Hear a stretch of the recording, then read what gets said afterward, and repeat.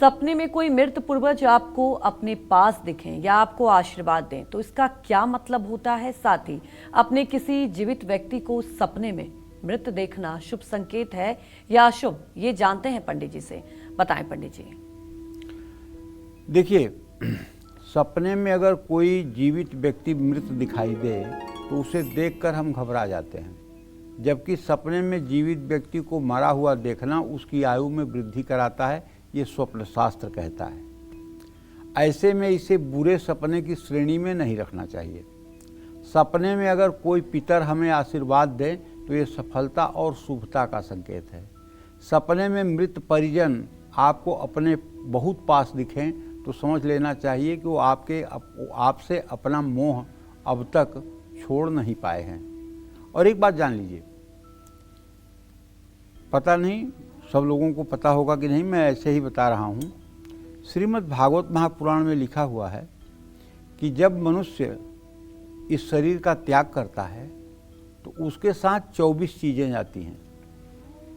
24 चीज़ों में 10 इंद्रियां, एक मन,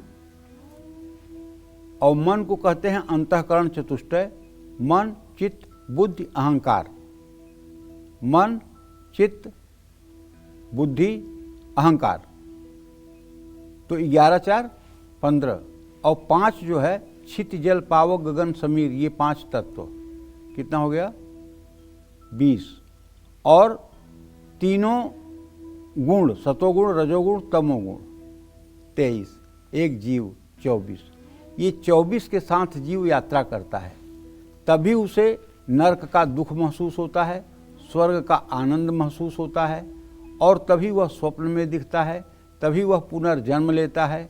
और जब पुनर्जन्म लेता है व्यक्ति, तो ऐसा नहीं कि मन बदल जाएगा, मन उसका वही रहेगा जो पूर्व जन्म में था। इंद्रियों का कार्य वही रहेगा जो पूर्व जन्म में था, चिंतन वही रहेगा जो पूर्व जन्म में रहेगा। ऐसा नहीं कि सारी चीज़ें डिलीट हो जाएंगी, क्योंकि अगर पूर्व जन्म का अभ्यास न हो तो शिशु जब पैदा होता है, बच्चा जब पैदा होता है और माँ के स्तन के पास 2 मिनट के बाद उसको ले जाया जाता है, तो कैसे वो दूध को खींचने लगता है?